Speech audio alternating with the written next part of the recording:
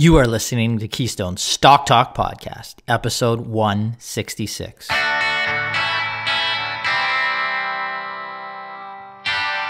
If this is your first time listening, then thanks for stopping by. This podcast is produced every week for your enjoyment, and show notes are found at www.keystocks.com. Come back often, and feel free to add the podcast to your favorite RSS feed or on iTunes. You can also follow us on Twitter at Keystocks and on Facebook or via our 24-hour streaming radio station, pennystocks.fm. And keep submitting your stocks via the usual social channels or at our website, keystocks.com, for our Your Stock Our Take segment. And we just might review your stock in an upcoming show and let you know if it is a buy, sell, or hold. We are back following two sold-out live webinars over the past couple of weeks. One of the topics we spoke about at the presentation was the concept of price versus value in the broader context of the stealth technology stock crash the markets have experienced over the past year. I will touch on that topic today. Additionally, Aaron is prepped and ready to discuss investing in dividend growth stocks in high inflation and rising interest rate environment. In the next segment, he will also look at in this segment Brookfield Infrastructure Partners, symbol BIP.UN on the TSX, a long-term focus buy in our Canadian income/dividend stock research as a great way to battle inflation. Our first Your Stock Our Take this week comes from a listener on AcuityAds, a company which we happen to have just met with management in person over the last couple of weeks. Acuity operates in the AdTech industry, providing marketers a solution for digital advertising. The listener notes that the stock is down 87% from its high in the range of $32 in February of last year to the $4 range today. He asks if this cash-rich small cap is now on sale, whether we think it's a buy or a hold or a sell at present. Finally, in our stock versus stock segment, Brennan answers a client question on two US-listed Brazilian Fintechs. That should be interesting. StoneCo or PagSeguro, I believe. He asks which we would throw our hard-earned dollars behind. Well, I'd like to welcome Brennan and Aaron, my co-hosts this week. How are you two doing? Doing well. Good, thank you. How are you? I'm good. We just, like I said, completed our live webinars, the first to start 2022. We're happy to say they were sold out. You can still get a copy of that. Watch it right now on demand, which will really give you everything you need to know to build a simple 15 to 25 stock portfolio. Most importantly, what stocks to put in it. That 7 stock starter portfolio. Just go to www.keystocks.com to order it. It was a good event that we had, full rooms, which is awesome. And now we are just putting together we came back from the Roth conference, and we're putting together a report for clients that should be out the tail end of this week or early next week in their inboxes about all the companies that we interviewed, 20 plus companies at that event. So we're working on that and preparing actually for a conference at the start of next month where we're interviewing more companies in Las Vegas. So busy times right now. That will be fun. Yes. Yeah, it was a great DIY seminar. I thought we always are trying to improve it and make it a little bit better every time. So I thought we put some new content in there, but we do want to always change it a little bit, essentially every year, and make sure that we're putting out the information that people need to hear. So one of the more topical areas of focus in the DIY event was a little bit of talk on the inflationary environment, dividend growth stocks. And so I'm going to talk about that today on today's session of the podcast. People want to know how you address the massive inflation we're seeing, how you can position your portfolio. Do you do anything? Do you modify slightly? And what kind of investments can you put your hard-earned dollars into fight inflation? And Aaron's got a good suggestion on that today for sure. I think that one of the main points that we've always been making at the DIYs and outside of the DIYs as well is that you don't want to base your portfolio on your ability to predict the future, right? So a lot of people, they'll have certain opinions in terms of what's going to happen 6 months to 2 years from now in terms of is inflation going to continue to be an issue? Are commodity prices going to continue to be strong? And then they build their portfolio around that prediction. But that's an extremely risky way to invest. So our view, and it's this strategy never changes, is that you want to build a portfolio that is well positioned, because there's a mix of different types of companies in it that's well positioned to perform well in a variety of different economic scenarios, right? And I'll just give you an example of how you can make a mistake, so or how it can turn against you. So right now we're dealing with a high inflation environment. Interest rates have risen. They've come up. Bond yields have come up. So a lot of people are looking at that and they're thinking, well, what do I do as an investor to make money in a high inflation environment? Some people will come to the conclusion that they should invest very heavily in commodity stocks, very heavily in metals, very heavily in oil and gas, because traditionally some of those areas have done well in a high inflation environment. Okay, well, if you are right 1, 2, 3, 4 years from now, you stand to make a lot of money. But there's also a flip side to that. One of the things that inflation can cause is recession. So once we get into a high inflationary environment, that causes a lot of economic problems, which causes the central banks to increase interest rates. And for a variety of reasons, that puts negative pressure on economic growth and can send us into a recession. Well, in a recessionary environment, commodities like energy and metals are generally not where you want to be.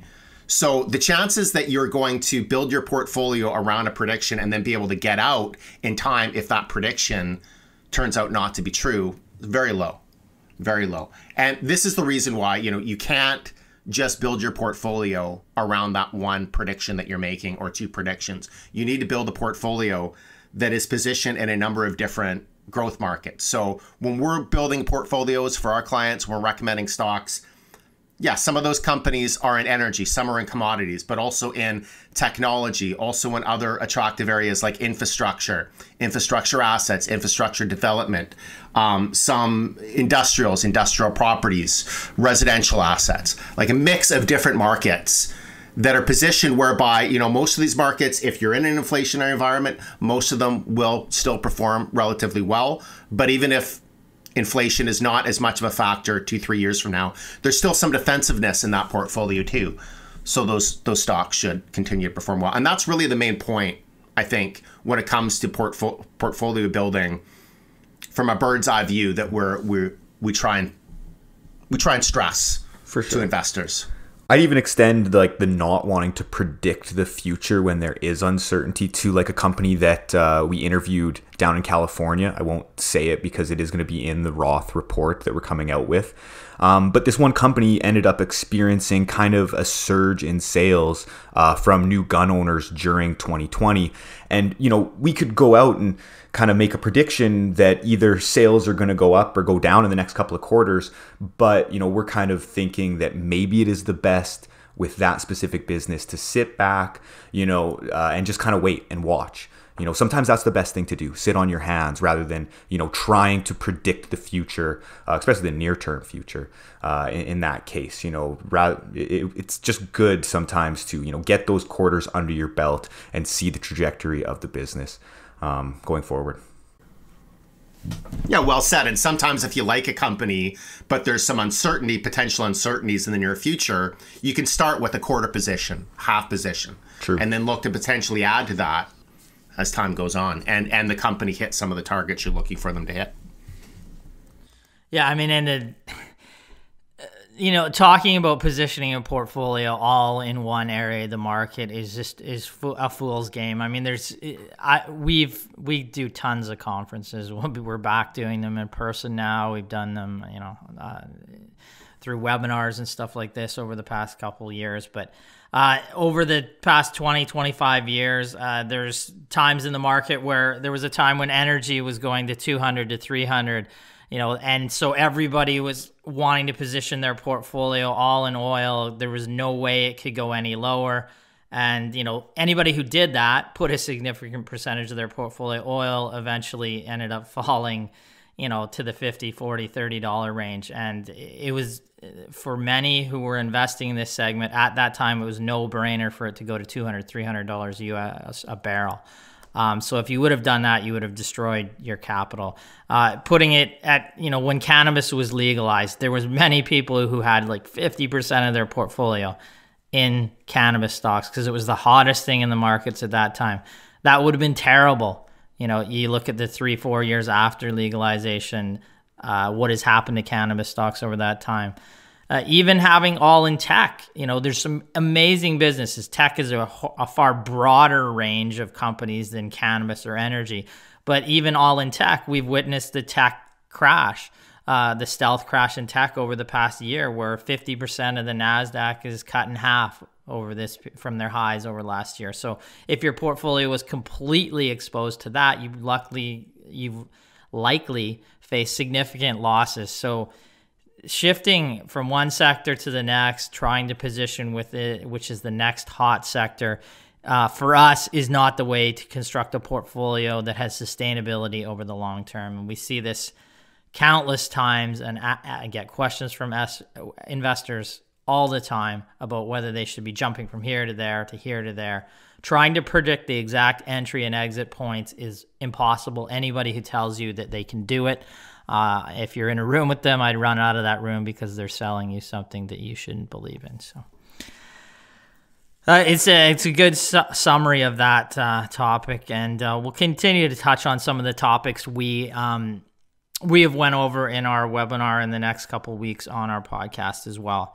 Now, one of the topics, we're done with that topic, right, guys? We're good? Yep. For now, we're done with it. We may go back. We'll go back. But one of the topics we went into depth in on the webinars I'm going to talk about now was the stealth technology crash and potential buying opportunities. Now, included in that concept or that segment was a quote from Warren Buffett. I'm going to go over what it means today. He talked about price is what you pay and value is what you get. It was uttered by him in his 2008 annual letter to Berkshire Hathaway shareholders. Now, we have long touched, we touched on the stealth crash and the opportunity to buy great tech businesses long-term in the event it continues in a past show, and really went into depth, like I said, in our webinar. Today, I'd like to discuss the price and value part. So price and value are two sides of the same coin. Understanding the difference between price and value is a core principle of value investing. It is core to Keystone's hybrid strategy, which involves buying growth and dividend growth stocks that offer GARP. GARP is growth at a reasonable price. Not the cheapest stocks on the market, nor will we pay anything for a business. We look for reasonable prices for good businesses. Now, unfortunately for me, the principle has been largely ignored over the past 12 to 18 months by investors chasing growth at any price, and we've seen that come home to roost. This is precisely why I think that one of the things that we can stress right now is to pay attention to the value of what you're getting in today's market. We saw that euphoric run-up in technology or disruptor stocks, investors buying stock symbols, which is the price, with little consideration to value. I believe this was fueled by cheap money, record stimulus, and low rates. So many growth-oriented disruptors at this time traded at 50 to 150 times sales with limited to no cash flow. To me, the poster child for this is the Ark Innovation Fund. We've talked about this in the past. It's run by recent market darling Cathie Wood. The fund itself, other than Tesla, does not own any of the mega cap 8. And the mega cap 8, we'd say the Facebooks, the Alphabets, the Apples, the Microsofts, etc. of the world are included in that group. Now, this fund, what does it own? It owns potential disruptors or innovation stocks. The fund performed very well for a 4 to 5 year period as money piled into these stocks, but the Ark Fund ETF, Innovation ETF, has lost billions with the unit price down over almost 40% in the last 3 months and approximately 50% over the past year. It turns out valuations matter, particularly when we face uncertainty. So as inevitable as Thanos, I would say, or more appropriately death and taxes, the market tends to remind you that one cannot just pay any price for most stocks. In my opinion, many of the top holdings in this fund were trading at unrealistic valuations. So let me take a look at those valuations right now. We just took a look at them. This is after many of them have dropped 50% in value. To give you some context, the market PE is about 22.5 at present. So we're going to take out the giant Tesla from the equation here. Of the top holdings, the top 12 in the Ark fund, only one has a PE of under 30. That's Coinbase. And its earnings are actually expected to decline over the coming year.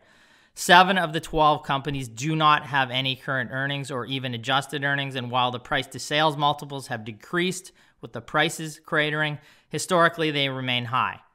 Again, most of the stocks in this fund have lost 50% of their value. So one can only imagine on average 3 to 6 months ago, before the stealth correction, what they traded at. Many traded at 50 to 100 times sales. Now, I will give you an idea of how overvalued these businesses are in a historical context. Here, I'm going to do a quick breakdown of the peak valuations on some of the best truly disruptive tech companies over the past couple decades. If you look at Alphabet or Google, what is its highest price to sales multiple historically? 23. Netflix, 14. Salesforce, 19. Amazon is 40. Now, that was during the .com boom, so it was literally just a, Amazon.com at that time. 2 years later, after it just touched 40, it was at 1 time sales. Meta or Facebook at its highest point was at 24 times sales. As you can see, that list is a true once-in-a-lifetime investment list. And none of them came close to the 50 to 150 times that many of these tech darlings or these innovation darlings were trading at. So to me, it's not surprising at a time where we saw risk assets come under pressure, stimulus receding, and inflation and interest rate worries to have a sell-off, because value, again, does matter. Next week, I'm going to talk about what you can do in your portfolio, specifically in reference to inflation and rate hikes, and Aaron talked about that today as well. But I'd like my co-host to comment on the valuations we're seeing kind of in tech now and what we saw over the last 12 to 24 months and what we're seeing, again, today. Yeah. Yeah, so go ahead, Brennan.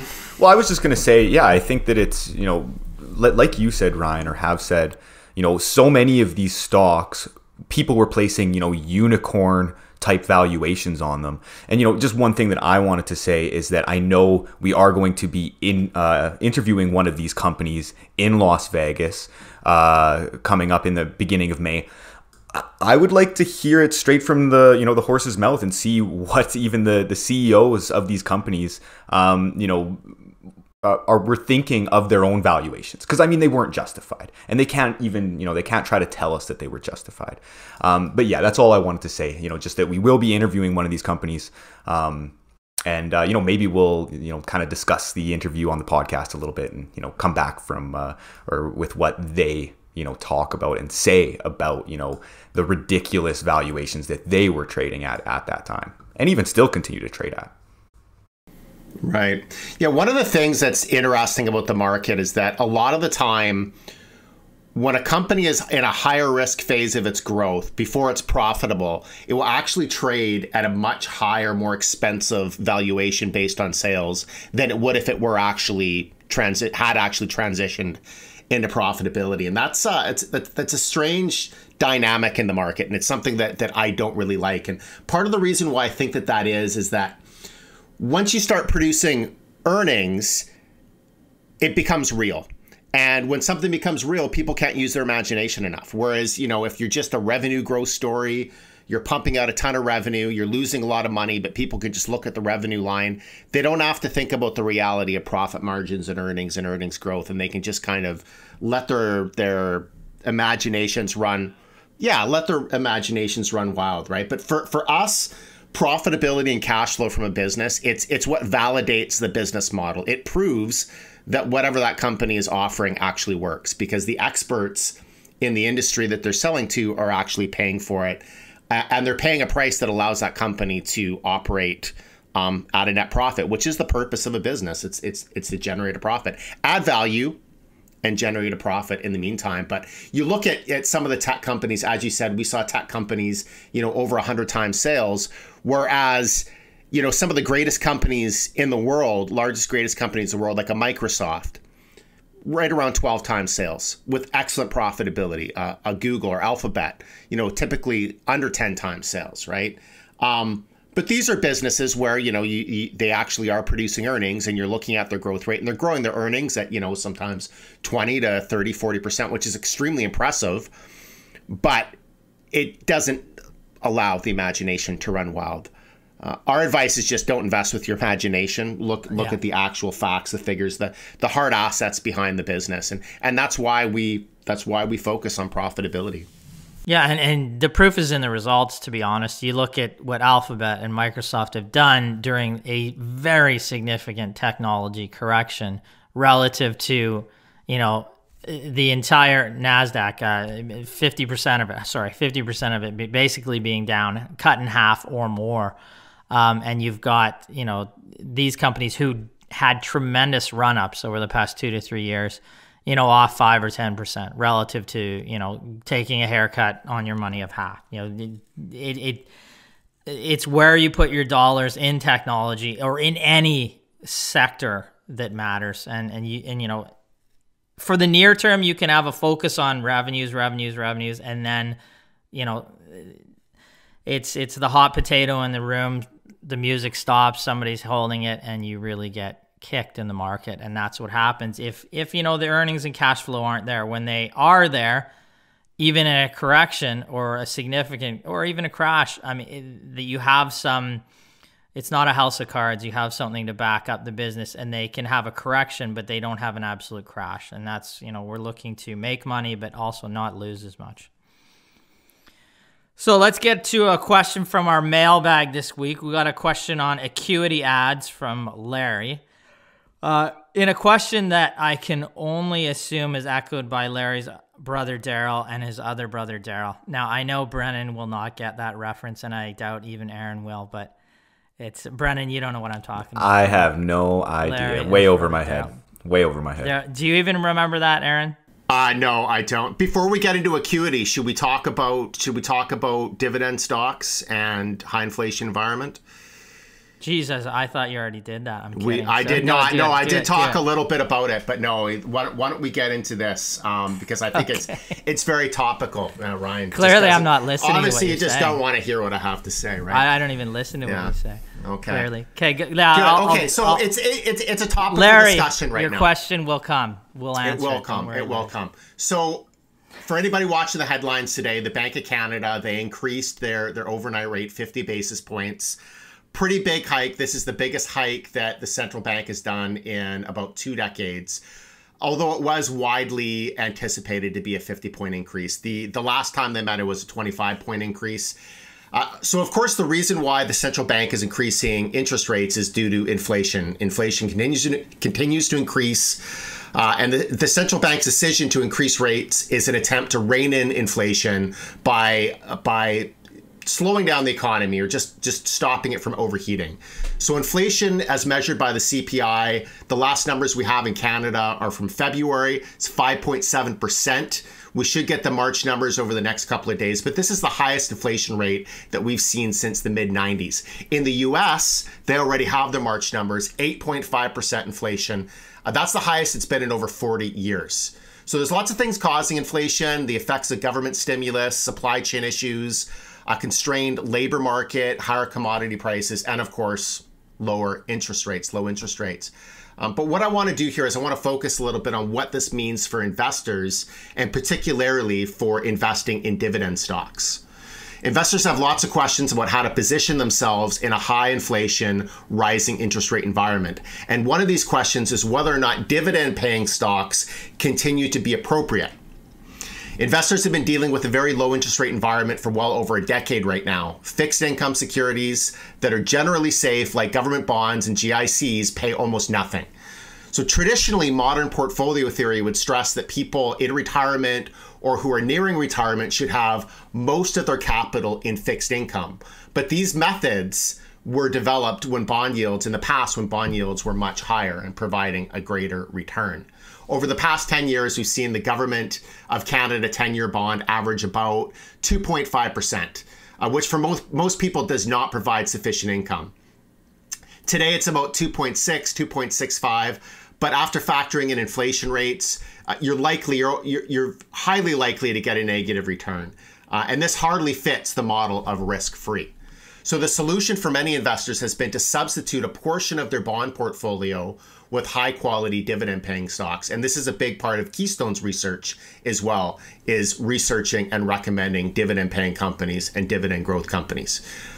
But once again, with interest rates rising, some investors are cautious. They're concerned that with dividend stocks being income yield investments, that they will be subject to some negative pressure as yields on bonds and GICs begin to rise and become relatively more attractive. So for some dividend-paying companies, I think this certainly can be the case, but others are very well positioned in the current environment, at least relative to other investment alternatives. One way that you can categorize dividend stocks is to put them into two groups, dividend payers and dividend growers.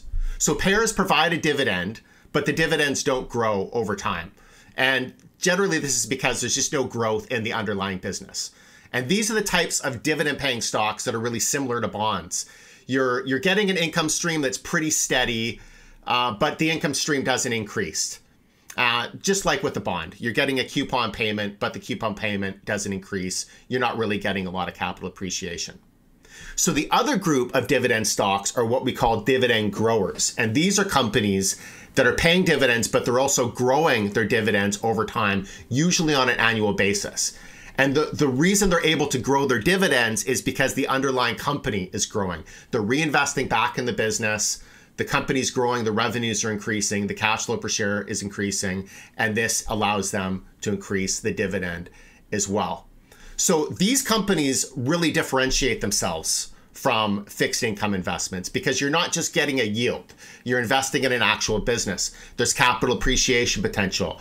There's the growing income distribution or the growing dividend. And these are things that bonds can't replicate. So it's really more like investing in a stock that also pays dividends than investing in a proxy to fixed income. Now, of course, dividend stocks can reduce or suspend their dividend payments if the cash flow declines. And this is where analysis of the individual company, assessing the future growth potential and risk becomes really important. So I'm gonna provide an example of one company that has been a long-standing stock in our coverage for more than 10 years now, just to give you an idea of how the model of the business we're looking for with respect to a dividend growth stock. The company I'm going to talk about is Brookfield Infrastructure, BIP.UN or BIPC, depending on the class you're buying. This is a global infrastructure company, so it owns assets like ports, railroads, data centers, energy transmission. These are essential assets that have very little economic sensitivity. About 95% of the cash flow comes from long-term contracts and regulated rate of returns. Also, 70% of the company's revenue is indexed to inflation, which also provides that natural hedge. It pays a yield of about 3.3% today, but it's also growing its income distribution on an annual basis. So long-term, they're looking at growth of 6% to 9% per year. And this level of growth, it really helps to offset any inflation that eats into your capital. We recommended the company in 2011 at about $14.50. We've put out 30 buy reports on the company since then. Today, the stock's trading at $84. And what is really impressive is that this company over the past 11 years has paid out over $20 in cash flow, income distributions per share to its investors over this 11-year period. So massive cash flow going to its investors, and it's increasing that income distribution every year. So these are the types of attributes that strong dividend growers can provide that bonds or other fixed income can't replicate. With bonds, once again, you're not getting the capital appreciation, you're not getting the income growth. Now, the fact is that nothing is truly safe in the world today. Stocks aren't totally safe, but neither is fixed income when we consider the risks of inflation. Even a government bond that is considered to be risk-free or spoken about as being risk-free, if it's not paying you enough to even overcome inflation, then you're setting yourself up for a negative return. Even cash isn't risk-free in an inflationary environment. So the best thing that an investor could do is to position your portfolio in a way where you can benefit and protect yourself in a variety of different economic scenarios. Dividend growth stocks are a part of that, regardless of what somebody's perspective on inflation or interest rates increasing, regardless what the perspective is. Now, there's some very good research that has come out year after year from RBC Capital Markets. What they do is they track the yearly returns and risk of various stock categories on the TSX going back to 1986. They divide the market into various categories, which include dividend growers, dividend payers, dividend cutters, and non-payers. And over this 34-year period, dividend payers have averaged annual returns of 11%, highest category in the group, compared to 6% for the market average and only 1.2% on average for non-pairs. But even more interesting than that is when we look at the risk. So they also track the risk over this period measured by annualized volatility. Annualized volatility of the dividend growers was 13% compared to almost 24% for the non-pairs. So about half the risk measured by volatility, substantially more gain. So it's pretty clear from a risk return perspective that dividend growth stocks need to be a significant portion of a person's investment portfolio. Whether or not you need income or not, some of the best companies, some of the top performing companies are paying dividends and are growing those dividends over time. So even in an environment where interest rates are rising, they still need to make up an important part of someone's portfolio.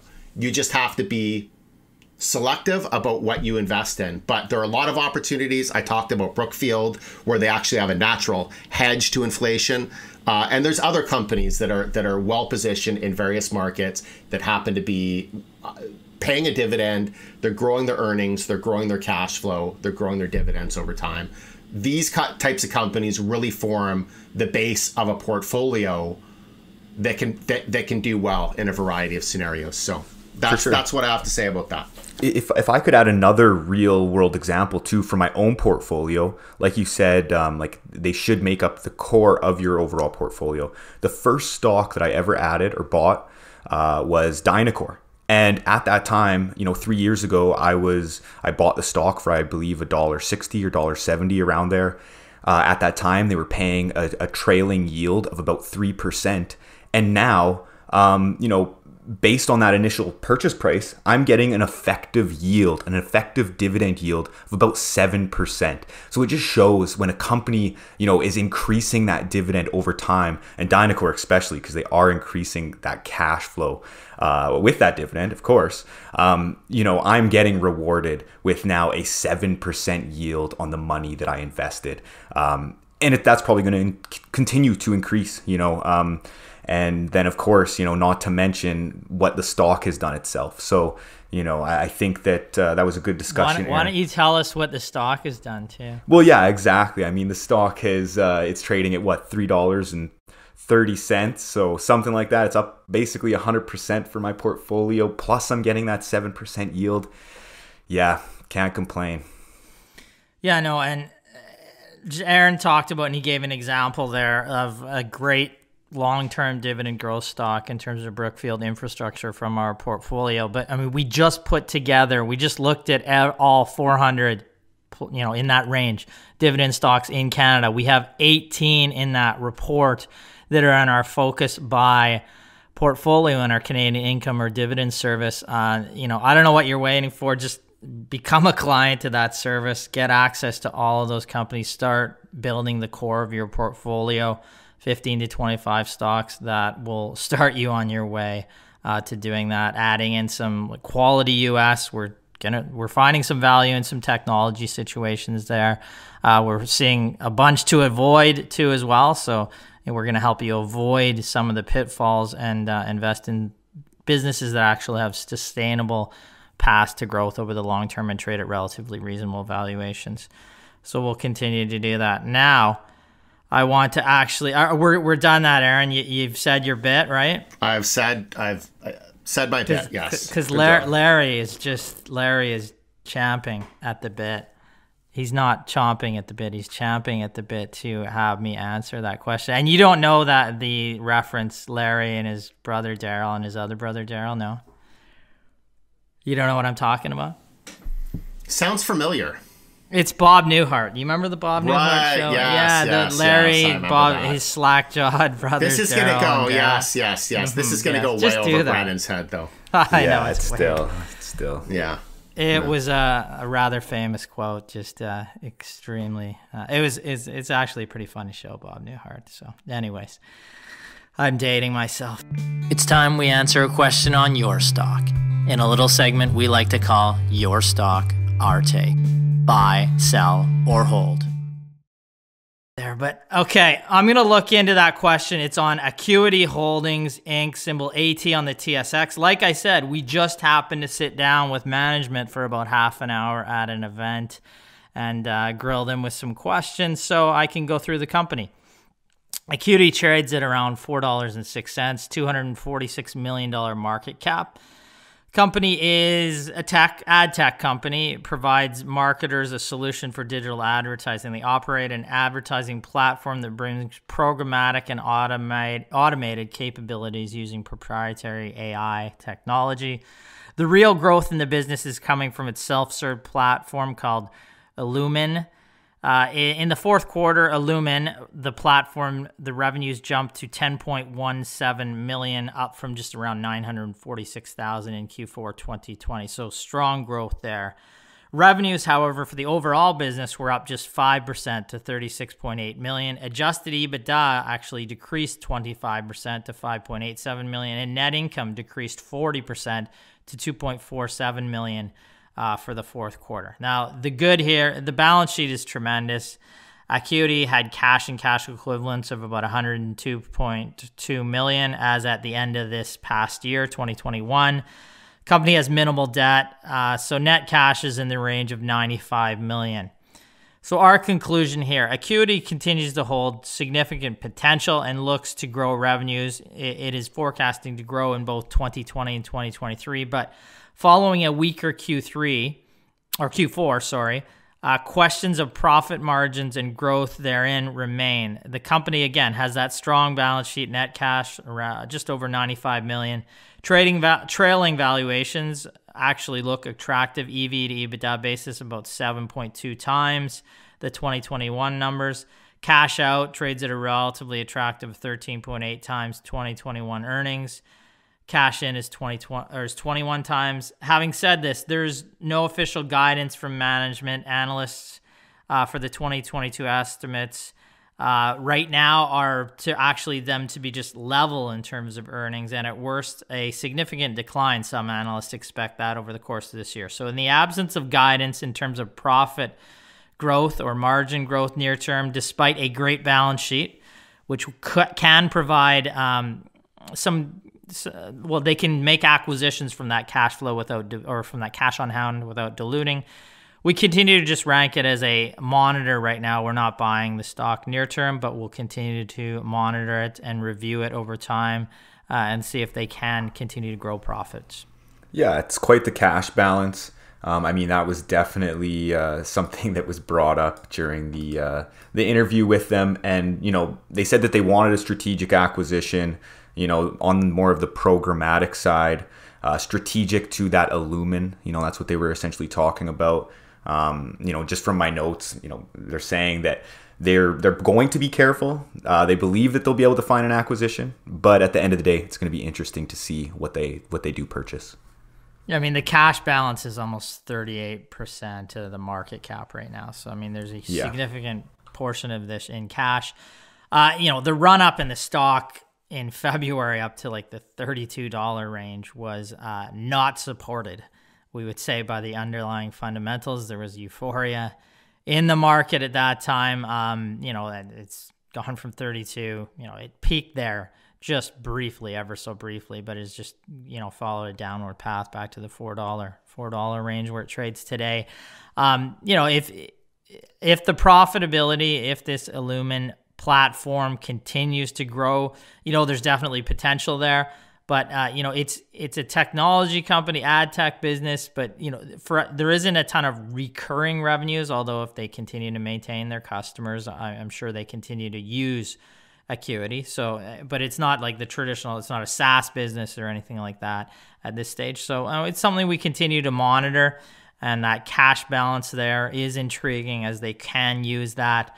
There is some depressed potentially valuations in this segment. They could maybe buy some profitable businesses that are on sale. So we'll monitor that and see if that can lead to an uptick in margins and some more certainty in terms of the growth in profitability over 2022 or even into 2023.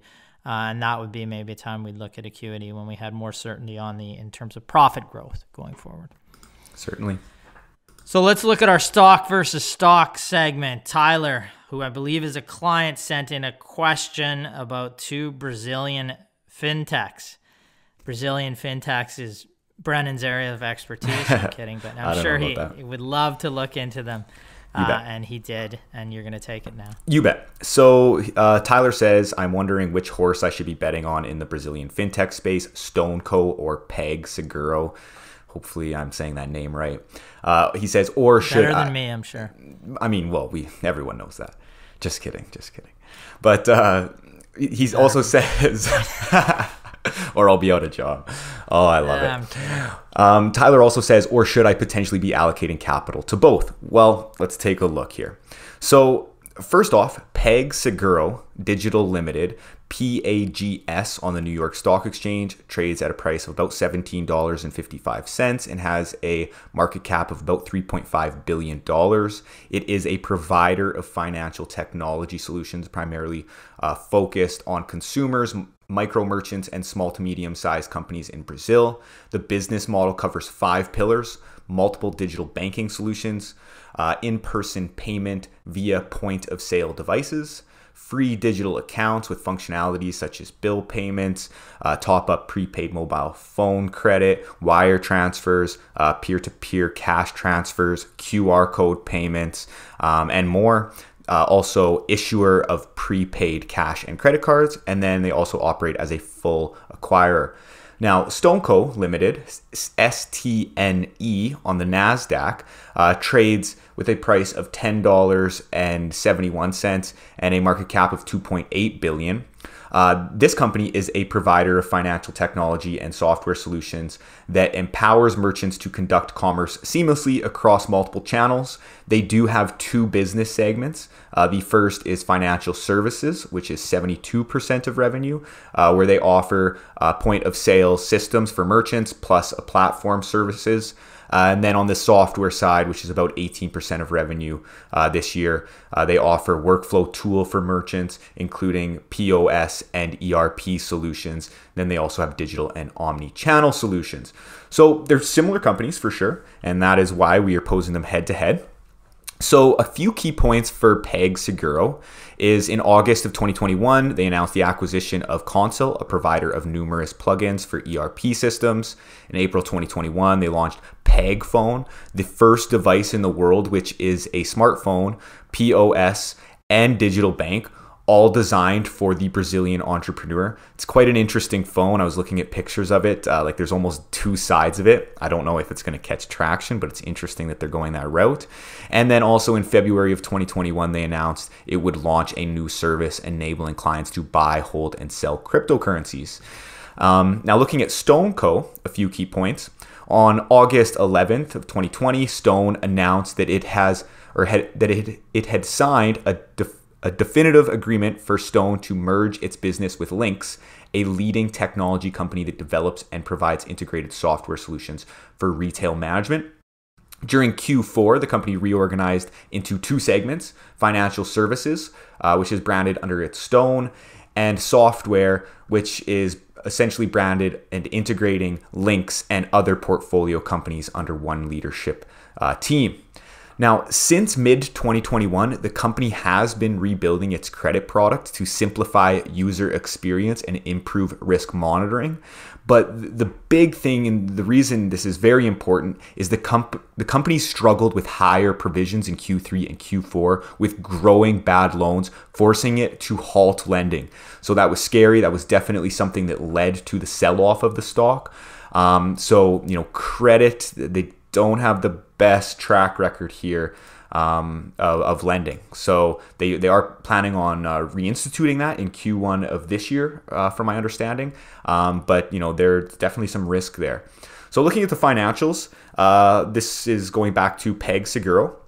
Revenue grew at 55% for Q4 of 21 to 3.2 billion Brazilian real. Adjusted EBITDA was about 750 million Brazilian real, up about 3.4% year over year. Adjusted net income was about 426 million Brazilian real, down 1% year over year. And the balance sheet had net cash of about 788 million Brazilian real. Now, going over to StoneCo, StoneCo had a little bit of better growth. Revenue grew at 87% to 1.9 billion Brazilian real, and 27% of this growth was from the Lynx merger. Adjusted EBITDA was about 685 million Brazilian real, up 30% year over year, and adjusted net income was slashed drastically down to 33.7 million Brazilian real, with a 1.8% net margin, down 90% year over year. But the company is anticipating margins to expand in 2022. And the company has a net debt balance on its balance sheet of about 1.2 billion Brazilian real. So looking financially, I would say that PagSeguro does take it so far, but let's look at the valuations. So the valuations, PagSeguro trades with an enterprise value to EBITDA multiple of about 5.9 times, where StoneCo is at 9.9 times. PagSeguro has an enterprise value to free cash flow of about 8.6 times, whereas StoneCo's free cash flow is negative, so we actually can't even value it here. And then on a PE, PagSeguro is at 11 times, whereas StoneCo is at about 67.5 times due to those really low earnings. And management did come out with some guidance for StoneCo for Q1 of 2022, saying that they're anticipating about 140 million Brazilian real. Now, even if we annualize this going forward, we're still getting to a price to earnings multiple of about 25 times. So, overall, I would say that PagSeguro is, better valued for the growth. Now, to overall conclude, between both PagSeguro and StoneCo, both are clearly higher risk stocks, having geopolitical risk with operations in Brazil, as well as being exposed to lending, which severely impacted StoneCo in the last few quarters. Personally speaking, I believe at this point in time, PagSeguro offers better value between the two, even though its growth has been slightly slower. And I am coming to this conclusion based on a healthier balance sheet, much better profitability, better historical operations, especially in regard to managing credit risk, where StoneCo had to actually halt lending, and of course those trailing valuations that I just discussed. Now, this was just a quick analysis. Further areas of research that I didn't touch on is we would want to know what each company's organic growth is compared to acquisition growth. And, we should also look at the composition of each company's loan portfolio, as StoneCo looks to be lending to higher risk individuals. As it would be nice to see kind of the growth of these loan portfolios. And lastly, I must indicate that I am not saying either of these companies meet Keystone's investment criteria or would-be recommendations, but I am simply stating which investment opportunity I believe offers better value and, of course, risk to reward going forward. So I would say PagSeguro, takes the cake here. And I think Tyler owes you a dinner. That's all I can. That was a lot of analysis there. It was well done. Yeah, no, it was good. And to be honest, based on that, PagSeguro, bigger, growing just slightly lower really in terms of revenues, better profitability, far better balance sheet, and far better valuations. So, based on that, analysis right there, of the two, if you had to put your money on one horse, as we put it there, PagSeguro would be the name.